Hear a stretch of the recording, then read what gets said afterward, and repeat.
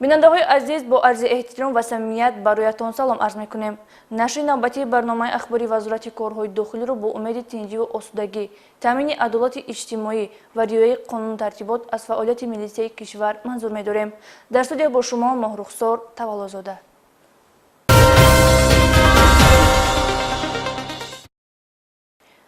طبق ماده 142 علاوه 1 کدکس جنایتی جمهوری تاجیکستان، علاقه جنسی و دیگر حرکت‌های خصوصیت شهوانی داشته یا حرکت‌های بداخلاقانه با استفاده از حسیات و باوری دینی کردار جنایتی محسوب یافته. مطابق ماده مذکور برای چنین کردار جزا در نمود محروم ساختن از آزادی با مهلت از 3 تا 10 سال پیش بینی شده است. کارمندان شعبه مبارزه بر ضد جنایت‌های متشکل وزارت کارهای داخلی در ولایت ختلان چنین یک دلیل را در ناحیه شهر توز آشکار نمودند. همکاران ما در این خصوص گزارش تهیه نمودند. تاکنون دلیل‌های آشکار گشته نامطلوب بداخلاقی و اشرت‌پرستی، سوءاستفاده از دین و مذهب از جانب بعضی پیروان خرافات پرست دلیل آن است که طایفه منفعت‌خواه دین را منبع عملی‌سازی نفسانی و شهوانی خود قرار داده ایستادند. در سوژت نوبتی باز از کردارهای رذیلانه یک نفر به نام مولا اما در اصل جاهل و سحرگر، گمراه و فتنه‌گر و غلام شهوت با نیرنگ و مکارهای خاص در ناحیه شهر توز ولایت ختلان به دین به شأن و آبروی بعضی پیروان خرافات پرست اسناد می آورد قصه خواهیم کرد. غیاث ناصر قیامویچ سنه تولدش 7 سپتامبر سال 1962 ساکن ناحیه شهر توز جماعت دهاتی تلبک صدرالدینов دهل لاچین نورов اویلادور صاحب 7 فرزند از طرف کارمندان شعبه منطقوی مبارزه بر ضد جنایت‌های متشکل وزارت کارهای داخلی در ولایت ختلان دستگیر کرده شد. خود من از سال 84-85 این جانب تحصیل اسلام کرده در ناحیه بخش قرغان تپه. از سال 1997 تا این جانب به همین کارهای دعا خواندن، سحر کردن، همین کارها مشغول بودم. این گمانبر بداخلاق در رفت پرسش خود اقرار گشت که واقعا هم از دانش و سواد نه بلکه از مکر و فریب استفاده کرده نسخه های کتاب های سحر و جادو را از کدام دسترس کرده است.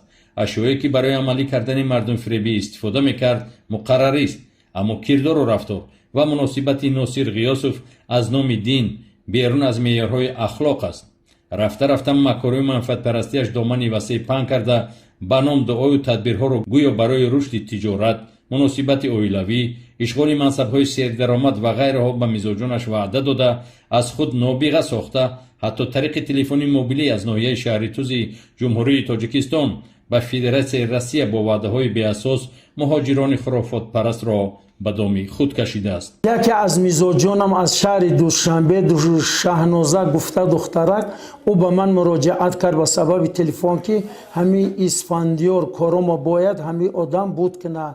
این یک مثال زن به من پیامک نوشانده است که همین از شهر روسیه که اگر همین کارهای من نصب شوند با کارهای خوب داخل بشم من به مبلغ 5000 روسی به تو رای میکنم گفته پیامک نوشانده به سبب تلفن ارسال کرده است. من به شعبه نگاره در آمده در جای وی خوجه اینش خورشید جمشید باید همین دو کس مرا شعبه کار قبول کنند برای سلامتی خودم. من شهنازه نام دیگر شیفمون تخمینه کارگرای دوشنبه از قربالا دیگه یگان نتیجه نشید یگان چیز با من دیگه زنگ نزدن. خیلی که همین شخص با من هم خیلی مراجعت کرد من همچون ملا گفته او رو فریب کردم که کاراتا بود نینم لیکن همه این کارها دروغ. ما همین ملا ناصر تلفن کردیم خانه دا آمده مادرم بیمار بود یک بار دو بار دعا خوانده تومور رو تشتا داده پیش ای سالی نو بودی کارو خیلی یکم فایدهش ندیدیم. خیلی ما با همین کاری کردگی ما مقصد چی کردگی ما پشیمون هستیم. با چنین مردم فریباد باور نکنین. من از کاری کرده خود پشیمون هستم. از یک شناسم فهمیدم که گویا مولای خوب میخوندگیش دوا میبخشیده باشد اما هیچ فایده ندیدم. مرا دعا خواند. یک فریبگر و بیسواد است و مردم میگم که بچون قلامان باور نکنید، مبلغ‌های خود را بیفایده صرف نکنید. من خطا کردم، شما به این کارها دست نزنید. من به همین سحر جادو مردم ها رو فند فریب کرده همین کارها رو میکنم. همه عائله خودم 5 سال شد کسل است از دست خودم یگان چیز نمی آید. همین کارها همش دروغن. اگر که این کارها فایده آور می بودن من خودم را بیچین میکردم. همش کاری شیطانی، همش کاری بد اخلاقی، بد رفتاری است. این گمراه و جاهل به عوض نیرنگ‌های خرافاتی خود نه تنها از مزاجان گمراهش مبلغ معینی می‌ستانید، اینچنین از باوری آنها سوء استفاده کرده با وعده اجرای خدمت‌های سحرگری و فالبینی‌اش بد اخلاقی شهوانی را صادر کرده است. همین صورت آدم های صورت دخترمی را من می‌نویساندم می‌دادم که همین زنها شوهرش و دوست بدارن یا که در آسیا کار و بارشو نقض بشود که تا اینکه او را مقصد دیگران جای کار قبول کنن یا که جای نقص درآمد بیاورد و با سبب همین کارها با من ویها مبلغ تا 500 سامان یا 600 سامان روی کردن. سال 2025 یک دختر پیش من در ماه فеврал آمده و او را من در منزل استقامتی هم یک بار دعا خواندم، دو بار در منزل استقامتی خودش آمده دعا خواندم و او من دست درازی کرده هر کارهای بد را انجام دادم. من همین مولا را که با تخلص مولا ناصر نام داره مدتی 2-3 ماه شد میشناسم. برای دعاخوانی خانه‌شان رفتم. در پیش زنش خواند، سرم قبید، پاچم قبید. یکم بار رفتم 80 سامان دادم. بعد گفت خب بیا. با رفتم 50 سامان دیگه دادم. بعد گفت که دیگه نبیا. گفت خودم خانت میرم میخوانم. بعد تومار داد، صابون، خوندک، سپند، سوزن، کل قطعی همه چی. ماهی رمضان بود. بعد خودش زنگ زد. گفت نبیا خانت میرم. بعد خانه اومد خواندک ما با تومار و تشتا هم خیلی چیزا نویس داد با من دست درازی کرد. اکنون که این بدسریشت به پنجه توانای قانون افتاده است چنین میگوید: من از همه شما خواهشمند هستم مردها که زنهای خود را به پیش یگان ملا باور کرده روان نکنید. آنهایی که دستگیر کردن چنین سحرگران و مردم فریبان بد اخلاق را یک نوع شکار ملاها میگویند، آیا پس از نشاندادی بد اخلاقی های این فاسق و قانع سازی های نفسانی او باور میکرده باشند که چنین زشت اخلاق نماینده دین و مذهب نبوده بلکه یک شهوت پرست و رذیل است؟ در پروکراتورای ناحیه شهریتوز ولایت ختلان نسبت غیاث ناصر قیامویچ با ماده 142 علاوه 1 قسم 1 کودکس جنایتی جمهوری تاجیکستان علاقه جنسی، دیگر حرکت‌های خصوصیت شهوانی داشته یا حرکت‌های بد اخلاقانه با سوء استفاده از حیثیت و باوری دینی پرونده جنایتی آغاز کرده شده و در حبس پیشکی قرار دارد.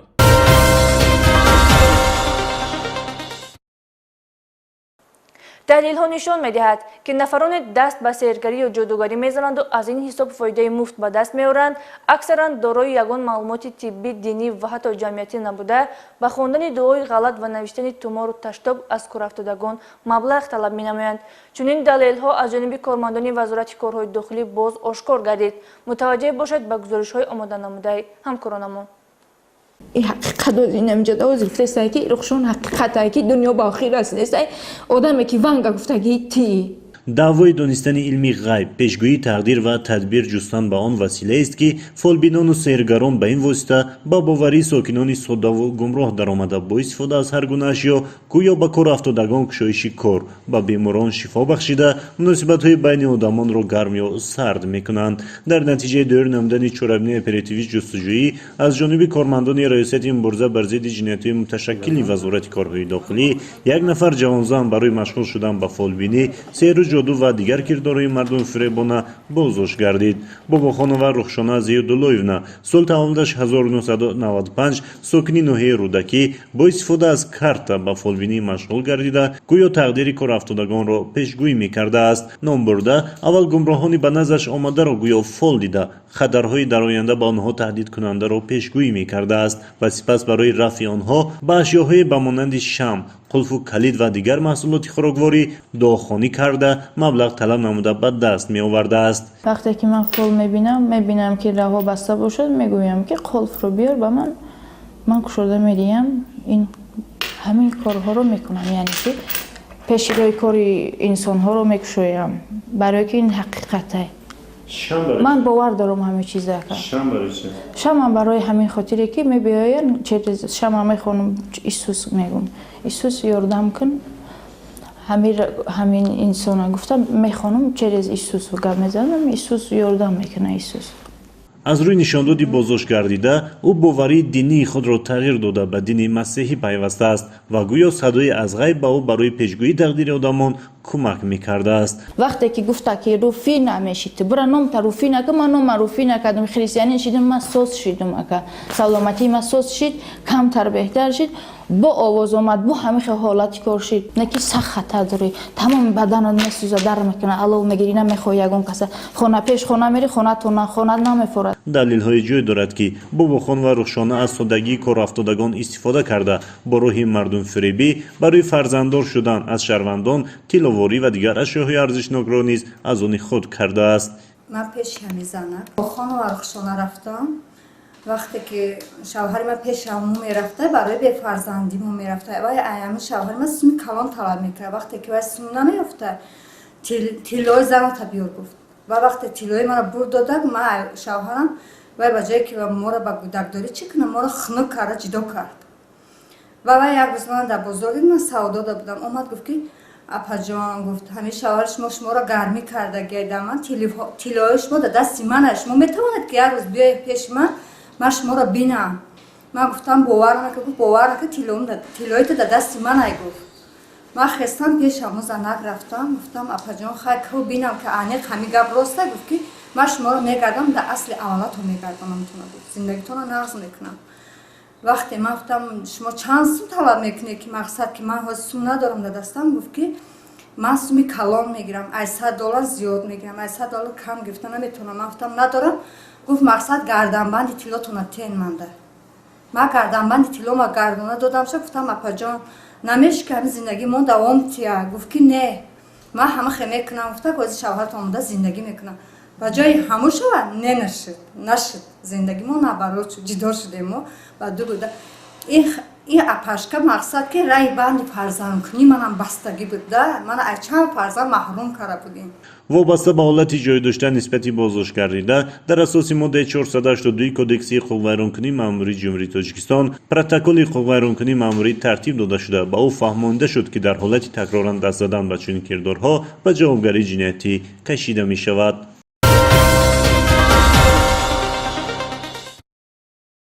барои бахмон бин барои нами шавҳаромон бин барои кормон бин барои кушоишмон бин машғул шидан ба фолбинӣ ва сейру ҷуду воқеан амали нангин ба шумор меравад вале мутаассифона маҳз боварию эътиқоди баъзе аз шаҳрвандони камдонишу зудбовар аст ки боиси гармнигоҳ доштани бозори соҳирон ва аз байн нарафтани ин тоифаи муфтихӯрон гардидааст. дар ин замина вазорати корҳои дохилӣ ба таври ҳамешагӣ рейду амалиётҳои санҷишӣ гузаронида афроди фолбину ҷодугарро муайян ва нисбаташон чораҳои таъсиррасонии қонунӣ татбиқ менамояд. дар натиҷаи пешбурди як қатор чорабиниҳои оперативии санҷишӣ боз як нафар сокини 58-солаи ноҳияи файзобод аз ҷониби кормандони шуъбаи вазорати корҳои дохилӣ дар ноҳияи мазкур ба фолбину ҷодугарӣ ва дигар амалҳои хурофотӣ машғул гардидани ин мардумфиреб ошкор карда шуд. ин нафар шаҳрванд холова дилафрӯз соли таваллудаш 1968 истиқоматкунандаи кӯчаи рӯдакии ноҳияи файзобод муддати тӯлонист ки дуохониро василаи ба даст овардани маблағ қарор дода ба додани тумору ташто ва сеҳру ҷоду машғул гардидаву аз мизоҷони корафтодааш маблағ ба даст меовард. ман ҳами касба ай худораҳматӣ бибим ёд гирифтам моҳолати 15 солами карта қати мебинам сурат меёрам сурат қати мебинам. картаро шумо аз ки омӯхте карта? картаро ман худораҳматӣ бибим. ки будам? о кас татар кардан вафот кардан. ҳамин суратое ки дар пеши ман мебинед ҳамино ҳамаш барои кушоиш омадам барои бахтошон барои зиндагишон ки кушоиш кунам. ман масъалаи ҳамин зиндагим қатӣ шавҳарам зан дошт дар як маърака шиштам хонаи ҳамин пайдлафрӯза чӣ додан адрес додан хестам пеш омадам баъд сепчикама фурӯхтум 3-4 маротиба 5000 сомон дар карташ партофтам хай масъаларо гуфтам ҳал кунем ҳамин ҷудо нашид.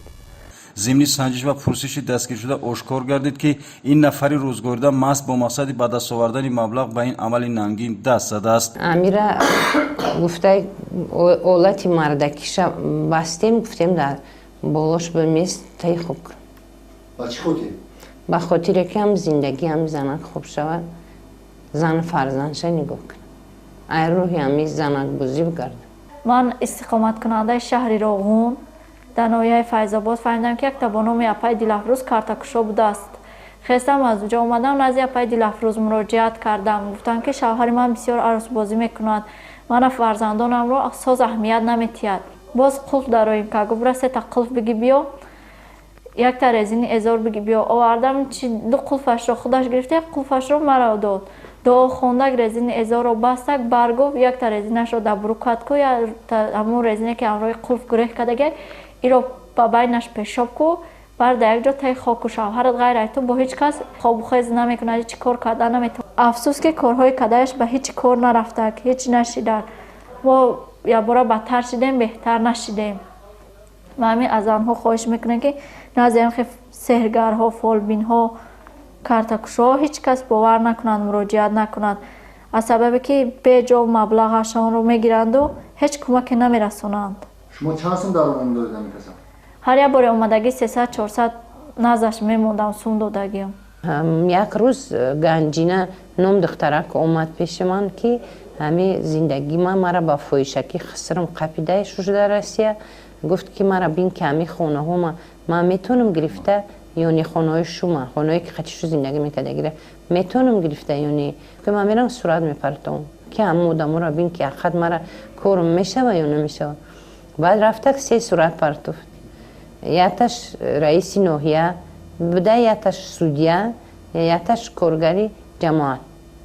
баъд ман дидам, гуфтам ё кори ту буд мешава, хонаи шавҳарта мегирӣ гуфтам. баъд гуфт ки мара ҳамин коргари ҷамоат мегира. ман гуфтам итра намегира. чанд сум евазаш дод? пас 300 сум партофанд дакардам. ман пешам Дилафрӯз омадам, бароям хонаҳо ҷангӣ ба масъалаи ҷангӣ будем, охир бароям хонаҳо гуфтам ки хонаҳоро мегирам. 3 сурат партофтам. гуфтам ҳамиёро бику чӣ гап мешава?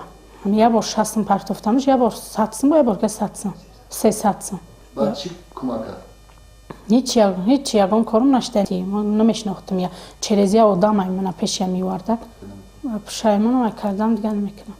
айни ҳол нисбати ин ҳуқуқвайронкунанда тибқи талаботи моддаи 482 кодекси ҳуқуқвайронкунии маъмурии ҷумҳурии тоҷикистон протокол тартиб дода шуда ҷаримабандӣ карда шуд. борҳо таъкид мегардад ки нафарони хурофот параст зери ниқоби сеҳргару мушкилкушой бархе аз инсонҳои сӯъустақидаро бо ҳарфҳои пӯчу беҳуда ва ҷаҳолатпарваронаи худ моил намуда дар тафаккури онҳо ҷаҳолатро парвариш мекунанд. дар пайи ҳарфҳои дуруғини ин тоифаи мардумфиреб оилаҳо пош хӯрда, мизоҷони сӯъустақидаи онҳо аз дарки воқеият ва арзишҳои инсонӣ маҳрум мешаванд.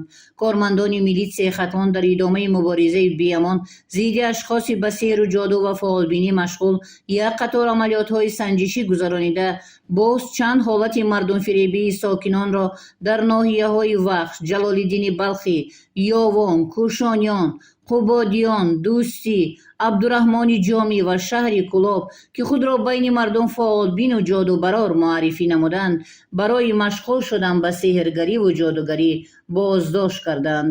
инҳо Сайфуллоева Мақсад Тошқуловна, соли таваллудаш 1973, сокини ноҳияи Ҷалолиддини Балхӣ; Пиров Муҳаммад Раҳим Холович, соли таваллудаш 1970, сокини ноҳияи Вахш; Бабаярова Улдона Эргашевна, соли таваллудаш 1958, сокини ноҳияи Ёвон; Қаландарова Муайяна Давлатовна, соли таваллудаш 1965, сокини ноҳияи Абдураҳмони Ҷомӣ; Мирзозода Азамат Маҳмадалӣ, соли таваллудаш 1991, сокини ноҳияи Абдураҳмони Ҷомӣ; Шопиева Ойсоат, соли таваллудаш 1977, сокини ноҳияи Қубодиён; Давронов Нусратулло Ёфтакович, соли таваллудаш 1972, сокини ноҳияи Кӯшониён; Исмоилова Таҷихол, соли таваллудаш 1948, сокини ноҳияи Дӯстӣ; Азимова Музайям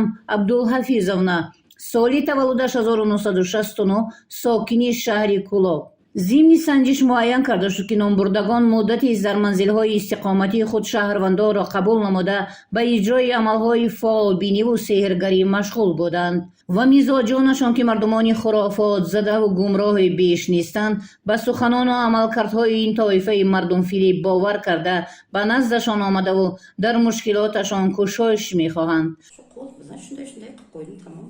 چند مدت است که با کارهای کینه‌براری و فالبینی مشغول هستند. کودکان نوزاد را نافشان را میبردارند و رگ‌هایشان را با وازلین مساج میکنند. کودکانی از 1 ساله تا 5 ساله را دلشان را با تخم مرغ میبردارند. علاوه گردان نیز میکنند.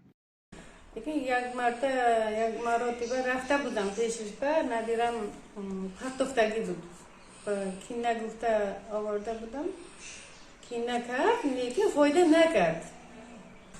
نبیره من کوز فایده کرد. این زنه فایده نکرد. ما رفتیم گفته که همه مومگیه تو خیلی بیارن میکنیم. من گفتم من روز نمیتونم بخروز نمیتونم 120 من آوردم دادم شد. فقط روان قطعی سانی سفید ایجای سانی سفید دیگه ماتریال بردم. با نزدش رفتم در گردی آتش دور زناند و گفت مشکلات آسان می شود ولی تا حال دردی سرم کم نشده است.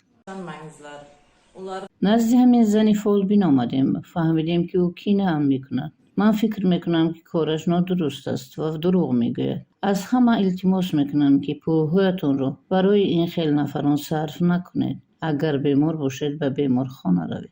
هنگامی از نظرگذرانی منزل‌های استقامتی آنها یک قطار اشیا و پردمیت‌هایی که برای سحرگری و فالبینی استفاده می‌شوند دریافت و مصادره کرده شدند. این حرمت احترام نسبت خانواده‌شان ایش رای دور داره ایش امراد مقصدش میرسه.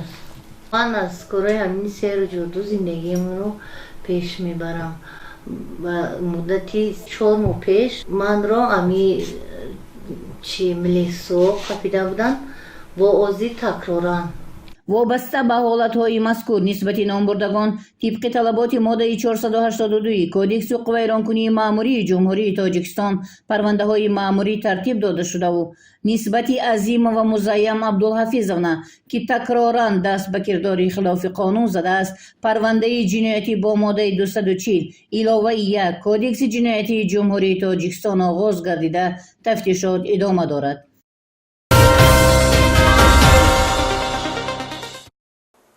کارمندان شعبه وزارت کارهای داخلی 1 در ناحیه رودکی از معاینسازی و بازداشت گروه 3 نفره چارودزدان خبر می‌دهد. از کردارهای جنایتی گروه سازمان یافته ساکنان ناحیه مذکور ضرر دیدند. چاروای کلان و میده شاخدار از باشگاه‌های صحرایی و عاقل‌های اهالی تصرف شده است. گزارش نوبتی عاید کردارهای به جامعه ضررآوری گمانبران آماده گردیده است. یکی از عامل‌های اساسی تأمین روزگارداری در شرایط دهه این چارواداری است. در بعضی ناحیه‌ها دزدیده شدن چاروا از جانب شخصان نامعلوم ساکنان را به تشویش آورده ایستاده است. از جمله در ناحیه رودکی عرض و شکایت شهروندان وابسته به مشکلات ذکر شده به میلیسیا کم نبود. چرا بینای اپراتیوی کارمندان شعبه وزارت کارهای داخلی 1 در ناحیه رودکی آشکار کرد که در حدود ناحیه گروه متشکل جنایتی در هیئت 3 نفر عمل می‌کردند که آنها بواسطه به دزدی چاروای کلان شاخدار مردم مشغول بودند. اینها برادران اشرف سهراب خیراللهویچ سالی تولدش 22 اکتبر سال 1986 راهبر گروه جنایتی، اشرف محمد خیراللهویچ سالی تولدش 23 آگوست سال 1998 ساکنان دهه آب شفای ناحیه رودکی، دانیارов حسن جان عبدالکریمویچ سالی تولدش 16 می سال 1998 ساکن شهرک سامانیان ناحیه رودکی بودند. در رفت چرابینای اپراتیوی تفتیشاتی معین کرده شد که راهبر گروه جنایت پیشه سهراب اشرف برای جمع‌آوری معلومات که در کدام دهه و یا محل چگونه چاروای ارزشمند موجود است، اعضای گروه جنایتی حسن جان دانیارov را که اون نقلیات بارکشان داشته қассоб асту сифати арзиши чорворо хуб медонад, ба хонаи соҳибони чорво ҳамчун харидор равво карданаш ҳеҷ мушкилие надошт, дастур дода мавзеи ҷойгиршавӣ, даромадгоҳ ва минбаъд ҳангоми дуздии чорво аз кадом роҳ усулҳо истифода карданро гумонбар ҳасанҷон ёдгоров қабл аз содир кардани ҷиноят омӯхта дар амалкарди ҷиноятӣ ба сифати хабардиҳанда ё ба истилоҳ наводчик нақши муҳим доштааст. шаби 26 соатҳои тахминан 11:30 омадем ҷа даврдош ба пушт ҳуй буд дар омадем ба амрои ҳасанҷон маҳаммадҷон намҷа 9 сар гови калонуд усшина медом чанд гӯспан буд бор кардан гиртем бурдем ай сурош мошина гоҳ бор карда рафтум ака хуҷандиёда фурӯхтум ака гоҳ бурда чанд қамаб маблағ 60,000 сомон. ин гурӯҳи муташаккили ҷиноятпеша дар 10 далели ҷинояти дуздии чорвои калони шохдор гумонбар дониста шуда барои онҳо фаслу моҳу рӯзе фарқ надошта аз нишондоди гумонбарон ошкор гашт ки ҳатто дар моҳи рамазон низ кирдорҳои ҷиноятии худро гумонбарон амалӣ мекарданд. пас аз бо роҳи дуздӣ ба даст овардани чорвои калони шохдор бо мақсади ба фурӯш баровардан гумонбарон ба самти вилояти суғд хусусан шаҳри истарафшан сафар мекарданд. гумонбарон муддати 2 соли охир ба ҷинояти дуздии чорво машғул буда дар натиҷаи кирдорҳои ҷиноятӣ ин гурӯҳи ҷиноятпеша сокинон соҳибони чорвои калони шохдор зиёда аз 600,000 сомонӣ зарари молӣ диданд. дар идомаи чорабинои оперативӣ ошкор карда шуд ки аъзои гурӯҳи ҷиноятпеша Ашуроф Муҳаммад Хайруллоевич соли 2021 дар деҳаи Обишифои ноҳияи Рӯдакӣ шабонгаҳ бо роҳи ошкоро ва зӯроварӣ бо мақсади ба даст овардани маблағ устоди айёми мактабхонааш шаҳрванд Зикиллоев Хушбахтро латокӯб карда наздики 4000 сомонии ҷабрдидаро аз они худ кардааст. ҳоло дар бахши тафтишотии шуъбаи вазорати корҳои дохилии яки ноҳияи Рӯдакӣ вобаста ба кирдорҳои ҷиноятӣ ин гурӯҳи муташаккили ҷиноятӣ бо моддаҳои 244 ва 248 кодекси ҷиноятии ҷумҳурии Тоҷикистон парвандаи ҷиноятӣ бозгардида тафтишот идома дорад. аз шаҳрвандон ба хусус сокинони ноҳияи Рӯдакӣ муроҷиат менамоем ки агар шоҳиди кирдорҳои ҷиноятии ин гумонбарон ҳастед ва ё ба зарари молия дучор гаштед метавонед ба шуъбаи вазорати корҳои дохилии яки ноҳияи Рӯдакӣ муроҷиат намоед. кормандони шуъбаи вазорати корҳои дохилӣ дар шаҳри ваҳдат нобакориҳои гумонбари 30-солаеро ошкор сохт ки дар 2 ҳолат дуздӣ гумонбар аст. ғайриқонунӣ аз дохили воситаҳои нақлиёти шаҳрвандон тасарруф намудани телефонҳои мобилӣ ва дигар ашёҳои қиматнок ба он нисбат дода мешавад. амалисозии чорабиниҳои оперативии ҷустуҷӯӣ дар асоси муроҷиати чанд тан аз ронандагон ба кормандони милитсия имкон дод ба каҷрафтории гумонбар Негматов Баҳром соли таваллудаш 1995 иstiqomatkунандаи деҳаи Ниликони ноҳияи Рӯдакӣ нуқта гузоранд. Негматов Баҳром ин амали ҷиноятии худро рӯзи 8 апрел дар кӯчаи Фирдавсии шаҳри Ваҳдат содир намудааст. нисбати гумонбаршуда бо дастрасии талаботи моддаи 244 кодекси ҷиноятии ҷумҳурии Тоҷикистон парвандаи ҷиноятӣ оғоз карда шудааст.